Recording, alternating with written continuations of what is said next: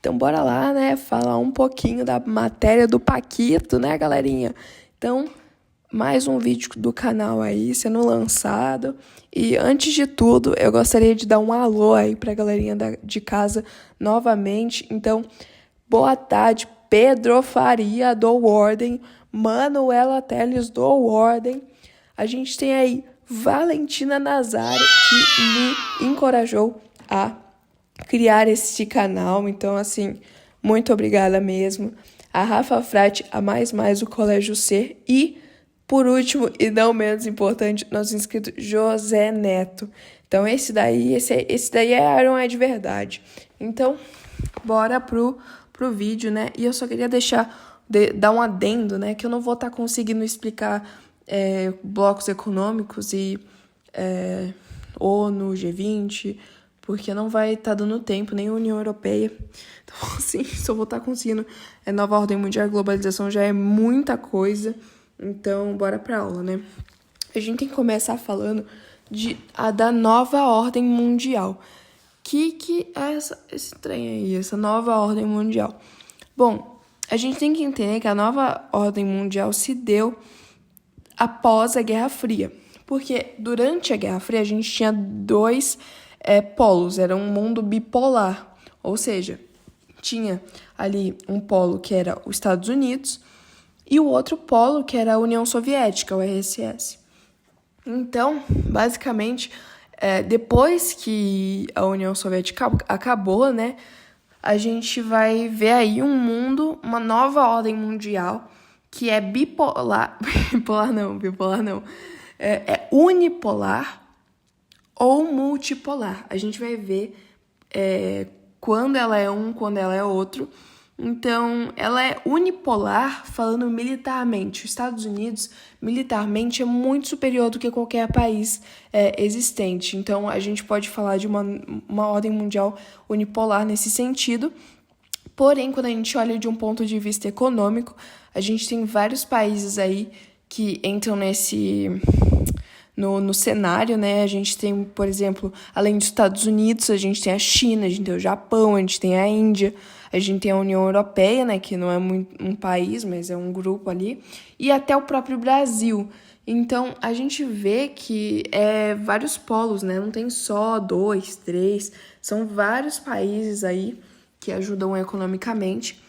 E, basicamente, a gente tem que saber o papel dos blocos econômicos na nova ordem mundial, que é muito importante, porque como eles desenvolvem a economia dos países envolvidos, a gente tem aí que eles estão ajudando a nova ordem mundial, porque como é uma multipolaridade economicamente, a gente tem vários polos que são importantes, se todos estão sendo desenvolvidos, isso ajuda, né, a manter essa nova ordem mundial. Então é muito importante isso. Agora, bora para a globalização, que é basicamente isso, não é difícil a nova ordem mundial. Então, vamos para a globalização, que é um pouco mais detalhado. Então, o que é a globalização? A gente tem que entender a diferença entre a nova ordem mundial e a globalização. E a diferença principal é que a globalização se deu mais antigamente do que a Guerra Fria. Então, não começou depois da Guerra Fria, sim antes. E basicamente a Revolução Industrial, né, lançou as bases para a globalização. Então, ela impulsionou o desenvolvimento tecnológico, a expansão do comércio internacional e o aumento de produção. Então, basicamente, fez com que os países se desenvolvessem tecnologicamente e isso foi importantíssimo. Porque o que é a globalização? É basicamente a relação de dependência entre as nações em aspectos econômicos, culturais, políticos e ambientais. Então, você vê que todas as nações dependem uma das outras. Então, é uma relação de realmente interdependência. Porque acaba que todos os países se precisam, assim, em algum sentido econômico, e a Revolução Industrial ajudou, né, lançou as bases para a globalização. E, enfim, a gente daí tem a Guerra Fria. A Guerra Fria foi uma barreira para a globalização. O que aconteceu? A gente tinha dois polos, e esses polos não podiam se ligar jamais. Então, por exemplo, os países ligados aos Estados Unidos não podiam consumir coisas da União Soviética e vice-versa. Então, era horrível para a própria globalização, que, né, essa interação econômica. Então, basicamente, a Guerra Fria limitou a interação econômica e cultural entre os países alinhados a cada bloco. Porque, por exemplo, um país ligado aos Estados Unidos não podia consumir filmes, essas coisas da União Soviética ou produtos da União Soviética. Então, limitou a globalização. Foi só quando o Muro de Berlim, né, caiu, a queda do Muro de Berlim, a fragmentação da União Soviética, que esse problema essa barreira, né, foi superada, porque acabou que não tinha mais União Soviética. Então, esses países que eram atrelados à União Soviética podiam consumir coisas dos Estados Unidos, e os Estados Unidos podiam consumir esses países que eram da União Soviética, não são mais. Então, essa barreira acabou quando a Guerra Fria basicamente acabou. E a gente tem que entender uma coisa muito importante, que a globalização, né, é essa conexão, e essa conexão precisa de fixos. O que são os fixos? Bom, é basicamente o caminho, né, são as rodovias, as ferrovias, a rede de fibra óptica, né, que transmite essas imagens, e essa conexão precisa desse caminho, e a gente precisa de algo que vai percorrer esse caminho, que são os fluxos.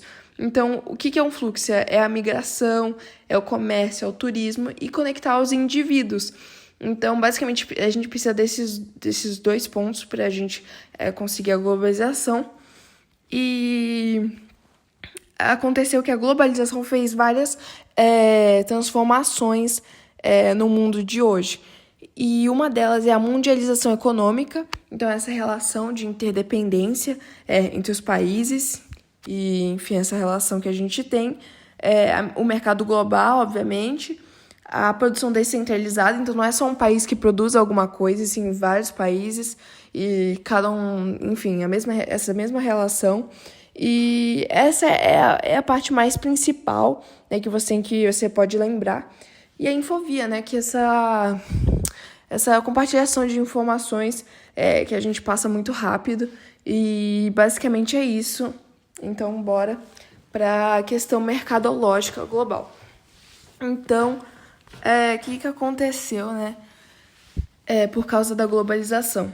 A gente teve a cultura de massas no comerciais e o hiperconsumo. Então, basicamente, o ser humano ele é obrigado a consumir constantemente, porque sem esse consumo, as pessoas não estão inseridas nesse mundo, assim, na elite global. Por que acontece? Se a gente, por exemplo, a gente pode imaginar o exemplo de um iPhone, por exemplo, porque a cada ano, né, vai lançando um iPhone, e aí você vai comprando, e isso basicamente é o hiperconsumo, e a gente está precisando cada vez mais, porque senão a gente não está inserida na elite global, a gente não participa desse grupo e não está inserida no próprio mundo, porque às vezes tem atualizações, coisas que não são possíveis num celular mais antigo, e por isso que essa é a questão mercadológica global da globalização. E basicamente a gente tem essa questão do consumismo contra o meio ambiente, porque quanto a gente mais consome tecnologia, mais a gente deteriora o meio ambiente, mais a gente está fazendo mal para o meio ambiente. Então tem essa questão. E basicamente a globalização, o espaço global, no papel, na fábula, né, inclui todo mundo. Então todo mundo tem acesso a tudo, a gente tem essa inclusão econômica, então independente das classes. E basicamente é moderno, né? O consumismo, as pessoas consumem toda hora. Só que na realidade a gente tem essa exclusão de pessoas, porque nem todo país do mundo produz tecnologia. E esses países que não produzem tecnologia não estão inseridos nesse cenário. E também nem todos os humanos eles produzem e conseguem acessar a tecnologia. Porque acontece que ela é cara, né?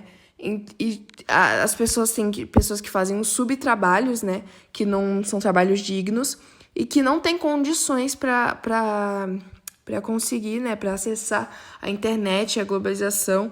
Então, a gente tem uma exclusão do consumo, a exclusão econômica e uma exclusão tecnológica e digital.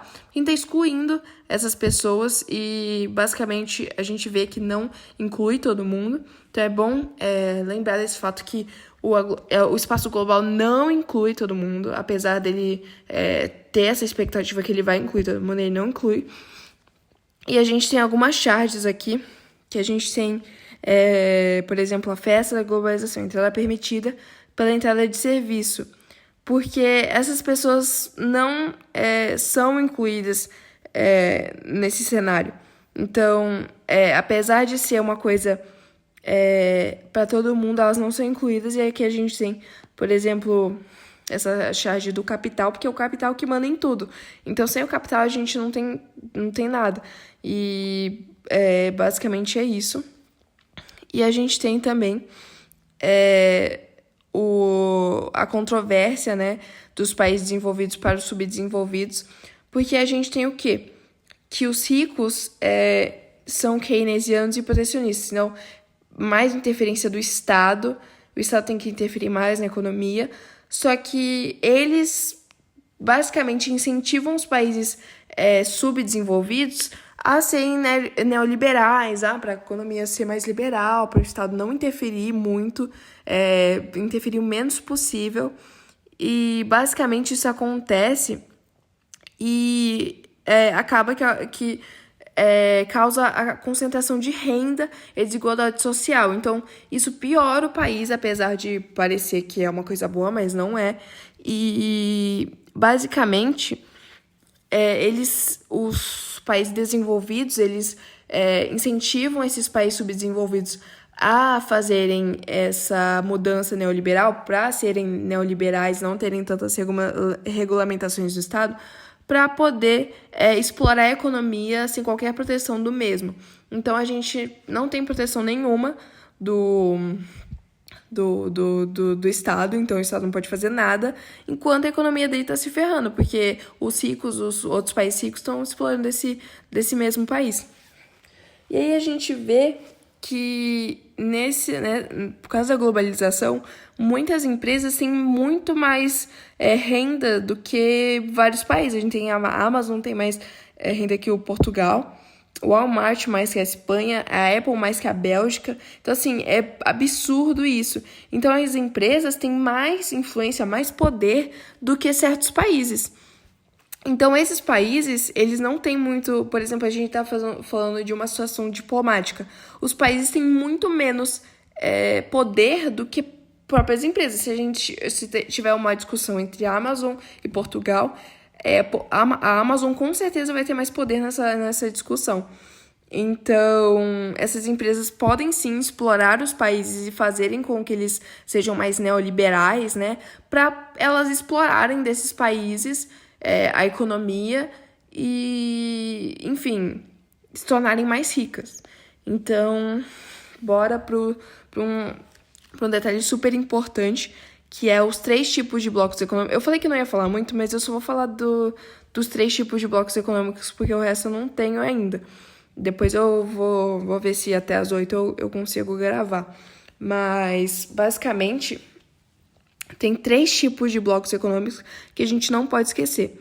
A área de livre comércio, a união aduaneira e o mercado comum. A área de livre comércio, basicamente, vai ser fim das barreiras de produtos e serviços. Então, se a gente tem uma área de livre comércio entre países, por exemplo, nessa imagem aqui, a gente não tem barreira. Então, pode ter a livre circulação de mercadorias entre essas áreas de livre comércio. E, basicamente, as nações, cada nação mantém as regras aduaneiras. O que é isso? Basicamente, cada país assume sua taxa de impostos independentemente. Então, por exemplo, se um produto, sei lá, vai entrar, vai sair, a taxa de imposto que vai ser imposta vai ser a do país que ele impôs, entendeu? Não compartilha a mesma taxa. Então, por exemplo, se um produto precisa entrar no Brasil com 10%, e por exemplo, sei lá, na Argentina com 15%, obviamente a pessoa vai exportar, né, para o Brasil. Porque uma vez entrado no Brasil, ela pode percorrer sim a Argentina, porque é uma área de livre comércio. Então, basicamente, isso que você tem que saber, que eles não têm barreira de produtos e serviços, e cada país tem sua taxa de impostos independentemente, eles não compartilham isso. Daí a gente tem a União Aduaneira, que o Mercosul, né, é uma união aduaneira, que basicamente vai ser mais ou menos essa área de livre comércio, ou seja, não vai ter barreiras para produto e serviços, só que a coisa que muda é que, sim, todos os países que estão nessa união aduaneira vão ter a mesma taxa de impostos para exportação.